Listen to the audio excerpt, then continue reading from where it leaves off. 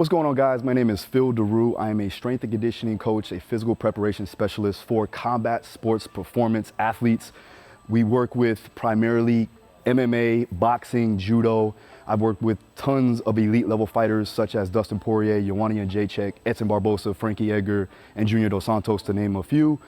Today I'm going to go over GPP, or general physical preparedness. This is something that we want to increase to build a base or a foundation of strength and aerobic capacity so that we can enhance the qualities of the fight game going further inside the camp. So today, like I said, GPP, or general physical preparedness, our goals, our main goals, are to increase strength, stamina, conditioning, flexibility, mobility, stability, conditioning, and overall body balance and awareness. And then we want to also increase hypertrophy of those muscles that are needed to enhance force production and to keep the body safe. Now, why do we want to work strength? Well, strength, we're going to go ahead and work on the foundation of strength. So increasing that general strength will improve the other qualities of power production, speed, agility, all those other demands that you're going to need to do when you're going into a fight. So the methods that we're going to be utilizing, all right, we're going to be mainly working on strength endurance and strength speed. We want to enhance the ability to strain underneath load, but we also want to increase the endurance with that load. So you're going to be working primarily in those higher rep ranges because we want to increase the endurance factor.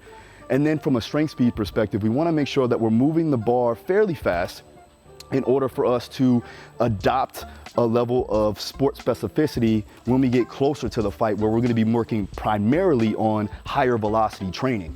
Now, when it comes down to stamina and conditioning, right, we want to make sure that we are increasing the oxidative response of the fast twitch and slow twitch fibers. We're going to be working primarily on local muscular endurance and cardiac contractility.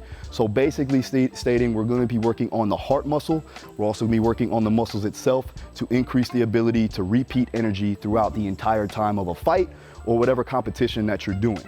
All right, now number 3 is going to be stability, right? We want to make sure that we're gaining that joint integrity and overall control in the trunk and of the support system. So again, we're working on the feet, we're working on the ankles, we're working on the hips, the trunk itself, because we want to make sure that they have a proper, stable, or foundation of movement quality so that we can enhance other higher velocities going further. Another one is going to be flexibility. Now, we also obviously want to increase the passive range of motion because we want them to have optimal amount of range of motion to get into to produce that force. Now, however, we do want to increase mobility. Now, what is mobility? It's to actively increase the end range control of a certain joint. So we want to make sure that they can get into that position, but be strong in that position too as well. Coordination, right? Coordination is going to be key because there are athletes, right? We want to make sure we have inter and intramuscular coordination, basically stating we want to be able to fire off the CNS and work on muscle activation or muscle contractility of all those muscles that you're going to utilize to use for movement quality, for enhancing force production, and also working through your power movements going further again into camp. All right. Number 7, like I said, balance and body awareness. We're going to control that proprioceptive response. We want to increase kinesthetic awareness. We just want to be able to move well in space. We want to make sure that we know where our body is when we're underneath no load, because once we get underneath load, we have to be efficient there. All right. And again, lastly, we're going to build that hypertrophy. Now, you're saying this is a weight class sport. Why am I building hypertrophy? Well, in the beginning, when you're talking about general physical preparedness, we want to build that base, that foundation. We want to lay the bricks, and we want to make sure that base is wide enough so that we can build upon that. So again, I want to make sure that if we don't have muscles that are going to stabilize and balance out the body, we need to work it accordingly. So we're going to increase hypertrophy for that reason, and also you get some hormonal responses or some benefits from it, from growth hormone release and also testosterone. So again, there you go. Now, I'll go into some key tools that we utilize from a GPP perspective to help increase all of these goals. All right, guys, so here's the tools that you're going to utilize to help increase that general physical preparedness. Now, I like to use a lot of sled drag variations. Again, we're trying to increase stamina, strength, stability, balance. And again, you're working in a concentric fashion, so you're not going to have any eccentric loading, which isn't going to damage the muscle or cause some type of soreness there. But you are going to enhance the strength there in the concentric fashion. We're going to be able to produce force into the ground, which is going to set up other qualities from a dynamic standpoint, whether it be plyometrics or whether it be some type of speed strength category. CARs or controlled articular rotations. Now this is going to enhance the mobility and the body awareness of each joint capsule. We're trying to increase the working space of each joint. So again, what we like to do is this will be done every day, primarily as a beginner of the day. So we like to call it the morning routine. It's an FRC principle, functional range conditioning. Okay, kettlebell swings and carries. This again is for more joint integrity, mobility, stamina, and strength. I love the kettlebell because again, it teaches the body how to contract and relax efficiently, and there's multiple things that you can utilize it for, all right? The assault bike, stadium stairs, the track running, and swimming is all just basic modalities to help increase the method that we need to enhance as far as aerobic power and aerobic capacity. What we're trying to accomplish when we're talking about these particular modalities of training is we're again trying to increase the gas tank, right? We're trying to increase the ability to take in and utilize oxygen, get blood flow to the working muscle, so that when you get into those higher threshold zones, you have a larger amount to recover, okay? Reverse hypers, okay? Reverse hypers have been a staple of mine, more for restoration, strength, and overall mobility. With the reverse hyper, you're utilizing that traction and you're also strengthening up the entire posterior chain, right? We're also gonna work on a lot of unilateral exercises. So we're gonna put their bodies in a position to be strong from left to right, right? So we're isolating the body to allow for strength, stability, coordination, and balance, and overall hypertrophy to be utilized in that particular range. So the last one is going to be body weight exercises, something very efficient, very simple to do, but we're trying to increase stability, mobility, strength, and that coordination, along with using it for conditioning purposes as well. Okay, so what I'm going to do is go over some exercises that can enhance that GPP right now. So what we're gonna do first is a forward walk. Now with the forward walk, we're gonna be working primarily on the hamstring, grabbing the ground heel to toe, staying upright. And again, what we're trying to accomplish is contractility of the hamstrings and the glutes. So every time she walks, she's gonna grab the ground, pull with her hamstrings and squeeze her glutes, okay? All right, so now since we did the hamstrings, we're gonna work the quads. So now she's gonna pull it backwards, sit down into her hips a little bit more, and she's going to push with the balls of her feet, right? Still maintaining contact on the floor with her heels, but mainly putting pressure down on the balls of her feet, staying low, dropping the hips, good, and just pushing back, okay? Now this can be done for, again, longer duration sets. This can also be done between 60 to even 80 yards we use, and we're gonna be doing those in set fashion, so we wanna make sure that they're recovered. We're working on fast switch capacity. We're also working on the oxidative response of those muscles that are firing up. But mainly the purpose here is, again, just getting them strong. Good. Now we got a slight forward lean. So now she's producing force into the ground with the balls of her feet. She's driving through the knees. We're working the hip flexors. And then she's also working on knee extension. Right? Get that lean. It's good for acceleration. This can also be good for any type of sport athlete as well.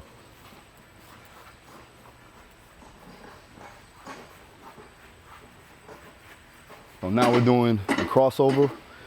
What this is doing is she's producing force laterally, right? She's getting some internal torque of the hip as she pulls through. It's gonna be really good for combat sport athletes too as well. I like to utilize this in long distances, especially for restoration. And she's gonna go all the way down, then switch sides when she gets down there. We'll walk out a little bit more and push. Good, so it's singles, right? Singles. That's it, singles, push. Good, push off the outside of the ball of your foot, just like you're getting in and out of the pocket. There you go. Good, don't let the knee cave in though. Push, good. Now, with this, when you're getting in and out of the pocket as a boxer, and Maureen is obviously a well-accomplished one, right? We're working on producing force laterally, but she's also pushing through that ball of her foot because it's more simulated into a fight, or at least into the ring of how she moves. Now what she's doing now is a 3 variation pull. So she's gonna go ahead and low row, and she's going face pull, and then into a snap. Every one of these are gonna be as explosive as you can, and we're repeating that over and over again. So we're looking at repeated power efforts. Good. Straighten out your arms, pull. There you go, that's it. Okay, relax, good.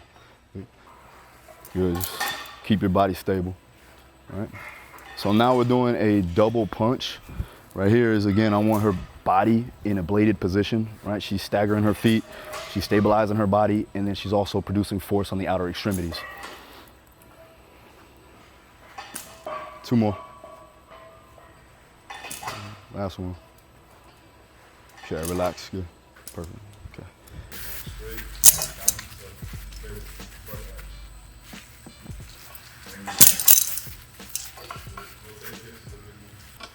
There you go, that's it.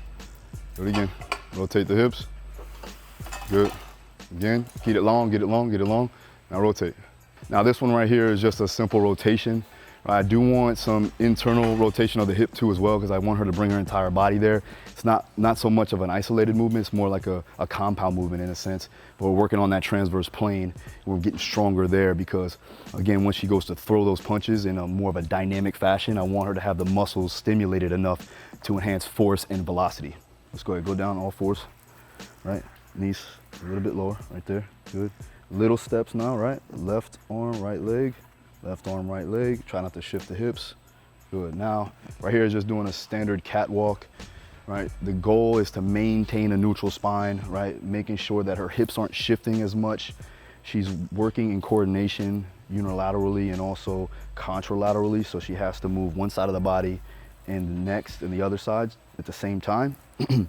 Making sure, again, like I said, she's not shifting her weight side to side. So it is more of an anti-rotation, anti-flexion movement. She's engaging her abs and her obliques the entire time and also working dynamically as well. Couple more. Good, and relax. Arm is long, okay? Now from here, she's driving up, right? Activating her entire lateral chain. And then from there, she's gonna take her top knee and meet it to the top elbow, maintaining a position, squeezing the lat down, right? And driving her hips up to the ceiling.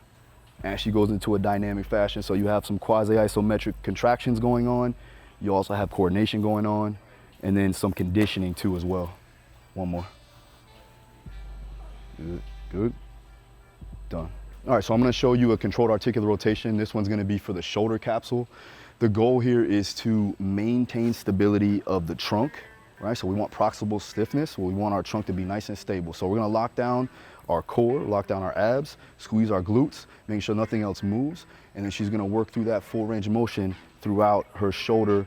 And again, we're looking at the optimal range. So we wanna make sure that she's not compensating to try to get more range. So keeping it honest, and then also making sure she's irradiated, locking everything down. So you're gonna grab the ground, screw your feet in, squeeze your glutes, abs are tight, other side's down, lats are on, arm comes up right to here, straighten the arm out, good, drive up, flexion, good, start rotating, external rotation, keep going, keep rotating, keep rotating, keep rotating, all the way around, full internal rotation. She's depressing down the shoulder, she's gonna come back around, full external rotation, all the way up, get the elevation and come through, and then protract the shoulder forward. Come up a little bit, right there. Hold that right there. Now back up, all the way to the end range. Don't start to turn until you get to the end range. Then you can start to rotate. So again, you wanna get to your functional end range where you're not compensating. You're gonna roll the shoulder forward, then back around, all the way up, and finish in front where the thumb is meeting the eye. Good, good, perfect, okay? So that's a shoulder controlled articular rotation. Now we would do this for the ankles, the knees, the hips, the spine, the shoulder, and the neck. You can also do your ankles, you can do your toes, you can do your wrists and your elbows, every joint, right? So again, let's go ahead and show them the knee rotation. So go down to your butt. So the goal here, go ahead, bend the knee in, come on. All right. Grab, make sure you lock down the hip so it doesn't move, right? The goal is to basically disassociate the knee from the hip. A lot of times when you try to rotate the knee, you want to shift out the hip. So we got to make sure we're sitting on that hip, making sure that she's only rotating through the knee. All right, so as she goes up, she's going to get into flexion of the foot, right? It's going to strengthen up the peroneals here. It's going to make sure everything's tight and stable. Then from there, I want internal rotation, right? So I want that tibia to glide, right? As she comes up into extension, come up into extension. Yep. Keep going, keep going, keep going. Hold it right there. Then she's going to rotate outward. far as she can. Again, we're looking at that tibia to glide to the outside, it's coming down. Then back up. Rotation. And now we're not looking, we want to make sure that that hip's not moving, so she has to lock down that knee. To the outside, then back down slow, okay? Now again, when you're talking about rotation of the knee, it's very minimal, but we still want to have that, especially if you're trying to create torque through internal and external rotation of the hip. When you do that, you'll still have optimal range to produce force, and you're not putting yourself at risk for further injury. Okay, let's go with the ankle. All right, so take your hands, place them on your knee. Right now, since we're going ankle, we gotta lock down the knee. Now, a lot of times when you move your ankle, right, let's take this off. All right, so when she moves her ankle, we wanna disassociate from the knee.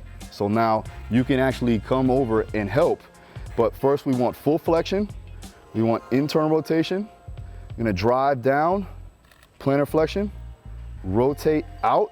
Right now, you see how her knee wanted to adjust this way. We gotta lock that thing down, and then she's gonna drive into dorsiflexion, back down, rotate, almost like a horseshoe, right? And drive back up. All right, back down. When you have a stick point, right, or you feel like you have to rush through a movement, that's usually an indication that you're not strong in that range. Back down. So you wanna get comfortable in that range by doing things like ISO movement preps or in-range hovers. And basically what that means is you're gonna get into the range that you're weakest in, and you're gonna hang out in that range.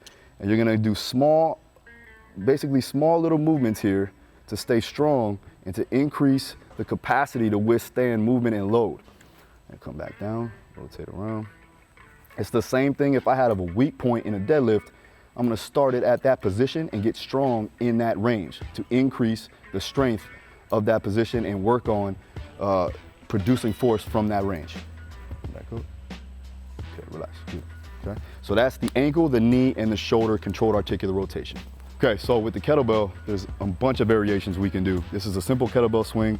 Again, you can use it for endurance, you can use it for power production, you can use it for grip strength, and also awareness, body awareness, and having the ability to contract and relax on call. So that's gonna be good for a combat sport athlete that needs that pop, that needs to be able to relax and then explode.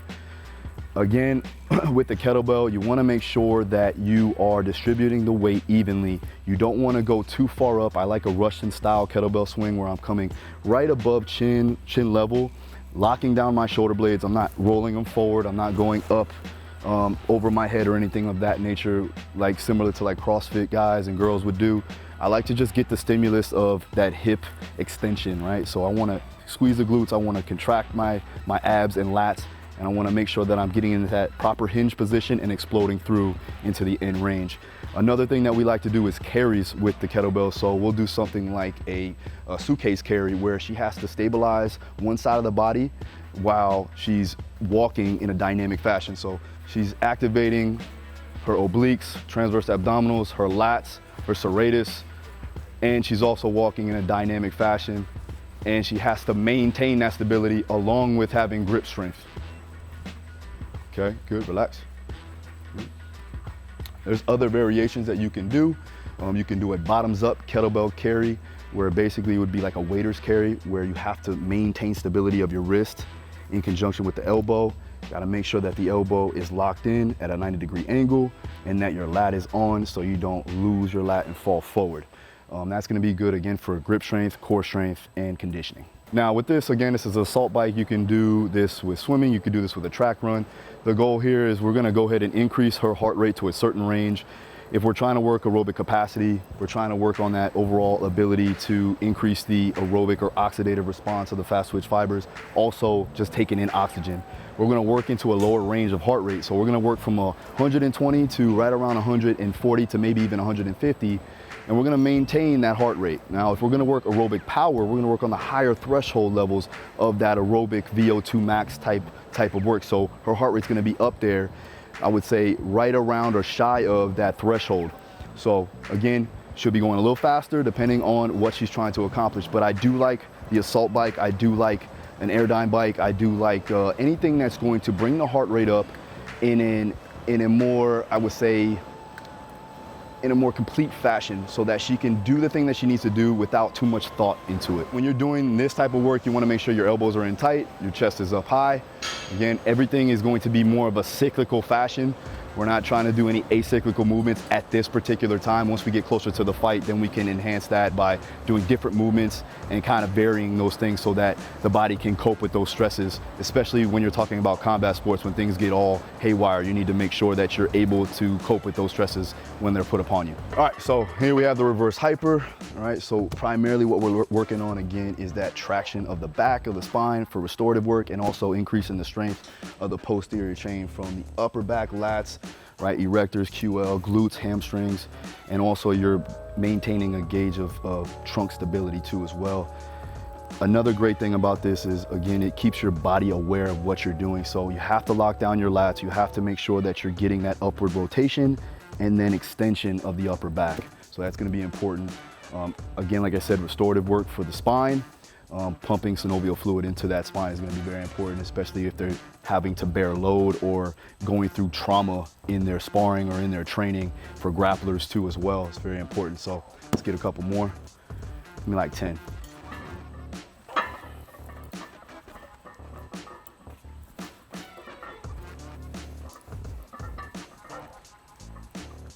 Knock your lats down. Go. Pull. Good. 5, come on, 6, 7, 8, 2 more, 9, 1 more, 10, good, relax.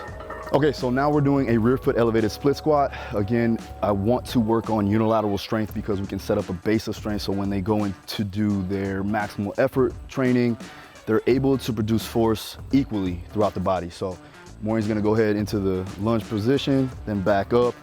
As she comes up, she's gonna squeeze her glute, maintain stability in the trunk. Again, you can load it in different patterns, right? We can have a dumbbell on one side, you can front rack load it. You can also have a barbell on your back, but I like to take the barbell out of it. I don't want to put any barbells on their back, especially in the GPP phase. I like to have them either hold it in their hand unilaterally, or again, contralaterally, I should say, and then also stability in the upper back, so she has to hold it tight to the chest. Do it 2 more. All right, relax. Good, again, now she has to activate her lats, keeping her upper back strong, making sure she's not leaning too far forward. So again, the erectors are gonna be working too as well, the upper back. So you are working some of the posterior chain, but she's also getting some strength build up in her quads too as well. All right, now she's working on anti-flexion, anti-lateral flexion. She's also working on anti-rotation, right? So again, we don't wanna rotate at the bottom, we don't wanna try to rotate at the top. So she's locking down her lat, making sure her obliques are engaged. So now we're gonna do some body weight exercises. I like to make sure that we're doing some type of push, pull, carry, rotation with the body weight, but today we are going to go ahead and do a simple chin up. We're gonna go into a neutral grip position. The reason why I do this, Josh, is because with the athletes that I have, some of them have limited range of motion. Some of them have limited external rotation of the shoulder. So I'm putting them in the best position possible to get strength, but we're not hindering or hurting any type of tight tissue or trying to contort or torque our muscles or our joints in a bad position. So we're gonna work on mobility, but we're also going to get stronger in the ranges that we have available. Now squeeze your glutes while you're doing it. Perfect, good. Abs tight, good. So now I'm going ahead and I wanna cue him on activating his glutes, so he's squeezing his thighs together, right? And he's also maintaining that ab tightness or tension there. And he's gonna pull all the way up until I see him go all the way up. Good. Now right there is good. I wanna see his chest up a little higher. Boom, right there. Now back down. Good, relax. Good. So again, when you go to pull up, a lot of my guys will try to cheat and they'll roll forward. It's putting a lot of stress down in the upper thoracic, a lot of stress on the shoulder. So we wanna make sure we're maintaining that extension there and opening up the chest, working on all those muscles back there in the T-spine and the scapular area. Now we're gonna go ahead and do a variation of pressing and rotation. So go ahead, Josh is gonna go ahead and do a push-up to a controlled sit-out. As he goes to push up, he's gonna rotate his body out. He's gonna extend the leg, touch the toe, touch, good, hold position there. So now he has to activate everything on the side, that lateral chain, shoulder stability, then back around. Hips down, good. Back around, going to the push-up again. then back up, rotate. Shoulder stability, like I said, rotation of that shoulder, then back around. Other way, open up. Good, back down, push up. Good, okay, one more. Good, back around. Good, full push up and then you're done. All right guys, so there you have it. It's GPP in a nutshell, general physical preparedness. Again, you wanna make sure that you're enhancing that base of strength, that base of aerobic capacity. Try these exercises out, utilize this off camp or off season so that you can build that base to increase the overall strength and power that you're gonna produce or get ready to produce inside the season or closer to your fight. Thanks again for watching. I'm Phil Daru. I'll catch you next time.